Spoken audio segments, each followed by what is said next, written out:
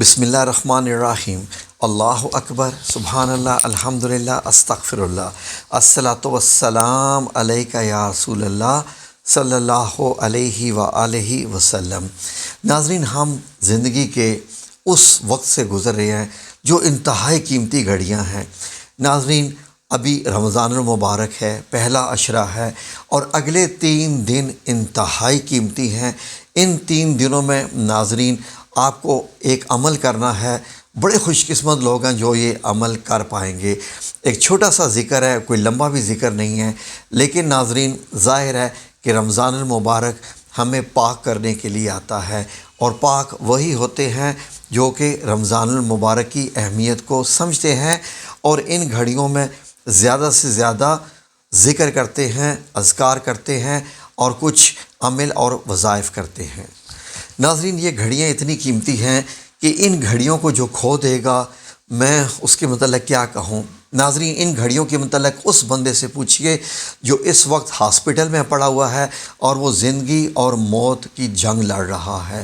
جو بندہ اس وقت ہاسپٹل میں پڑا ہوا ہے، جس کو آکسیجن لگی ہوئی ہے اور وہ تڑپ رہا ہے کہ مجھے زندگی کے چند لمحے مل جائیں، میں اللہ رب العزت کے ذکر اذکار کر لوں اور میں کچھ حاصل کرنے کے لائق ہو جاؤں، دنیا سے جانے سے پہلے اپنے رب کو راضی کر لوں۔ تو ناظرین، یہ وہ گھڑیاں ہیں، اور آپ میں سانس بھی ہے، ہمت بھی ہے، جان بھی ہے، ذکر بھی کر سکتے ہیں۔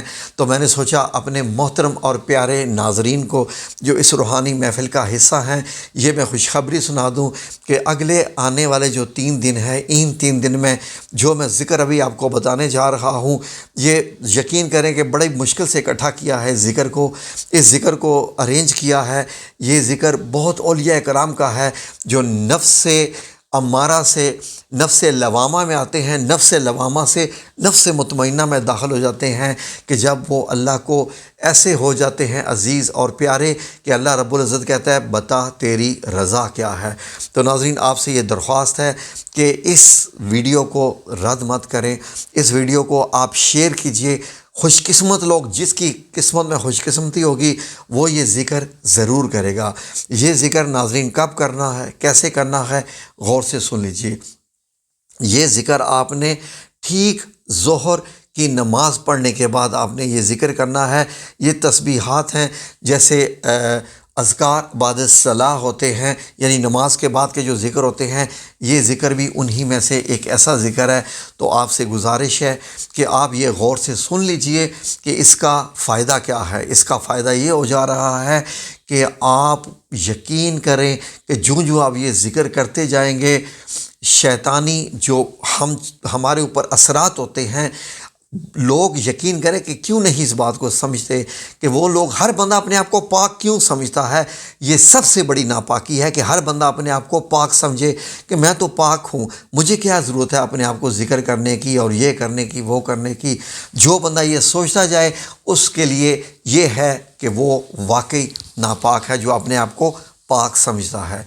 کیونکہ ناظرین، جو بندہ پاک ہوتا ہے وہ ہر وقت اس تگ و دو میں رہتا ہے کہ میں کیا ذکر کروں کہ میں واقعی پاک ہو جاؤں اور اللہ رب العزت کے قریب ہو جاؤں۔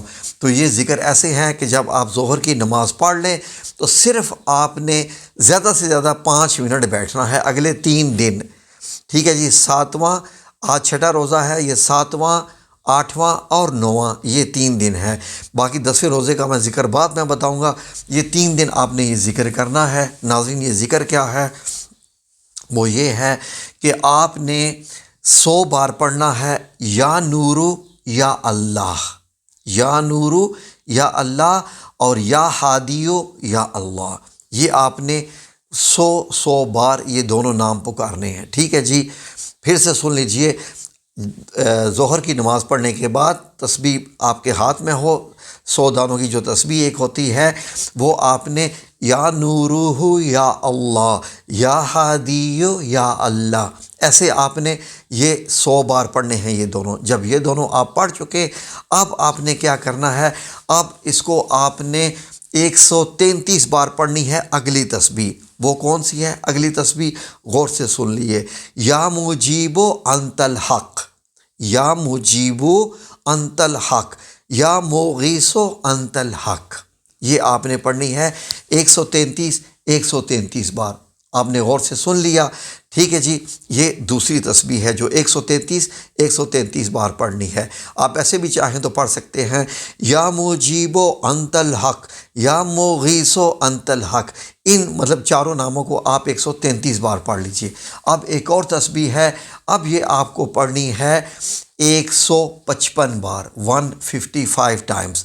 یہ کیسی ہیں؟ ایسے ہیں یا قیوم یا کافی۔ کیسے؟ یا قیوم یا کافی، یا قیوم یا مغنی، یا قیوم یا قادر، ایسے۔ یہ آپ نے 3 نام ہیں 155 بار۔ آپ چاہیں تو یہ 6 کے 6 فار ایگزامپل ایسے پڑھ لیجئے یا قیوم یا کافی، یا قیوم یا مغنی، یا قیوم یا قادر، ایسے۔ یہ آپ نے 155 بار پڑھنی ہے، ٹھیک ہے ناظرین۔ یہ آپ نے تسبیحات 3 دن کرنی ہے، اور 3 دن کرنے کے بعد آپ کی شخصیت آپ کو خود بتائے گی کہ آپ بدل چکے ہیں۔ یہ رمضان کے ثمرات ہیں۔ ثمرات کہتے ہیں پھلوں کو، انعامات کو۔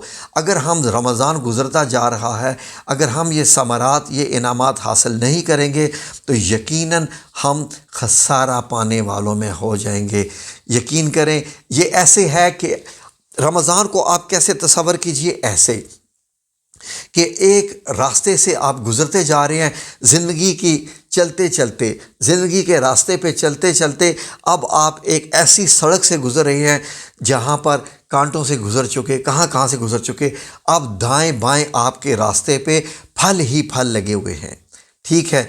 ان پھلوں سے گزرتے جا رہے ہیں، اگر آپ پھل توڑے بغیر اس راستے سے گزر جائیں گے تو یہ راستہ آپ کو کچھ نہیں دے گا، یہ راستہ آپ کو کچھ نہیں دے گا۔ مزہ تب ہے کہ آپ دونوں ہاتھوں سے ادھر سے بھی پھل توڑیں، ادھر سے بھی پھل توڑیں، گزرتے گزرتے سارے پھل توڑتے جائیں۔ یہ پھل انعامات ہیں، کرامات ہیں، ذکر ہیں، اذکار ہیں، وظیفے ہیں، وظائف ہیں، تسبیحات ہیں۔ جو بندہ ان کو ایسے اس راستے سے گزرے گا وہ بڑا خوش قسمت ہو جائے گا۔ تو آپ اس راستے سے خالی ہاتھ مت گزر جائے گا۔ آپ سے گزارش ہے کہ اس راستے سے خالی ہاتھ مت گزریں۔ یہ جو تسبیحات آپ کو بتا دی ہیں، یہ 3 دن آپ کر لیجئے۔ چوتھے دن کی ایک خاص تسبیح ہوگی، وہ میں آپ کو ایک دن پہلے بتاؤں گا۔ پہلے یہ آپ کر لیجئے اور ان تمام پھلوں کو حاصل کر لیجئے انشاءاللہ باذن اللہ تعالی۔ اللہ رب العزت، میری دعا ہے کہ اللہ رب العزت آپ کو ان تمام ثمرات حاصل کرنے کی توفیق عطا فرمائے۔ بہت ضروری ہے جی، اللہ آپ کے نصیب میں یہ کر دے، آمین یا رب العالمین۔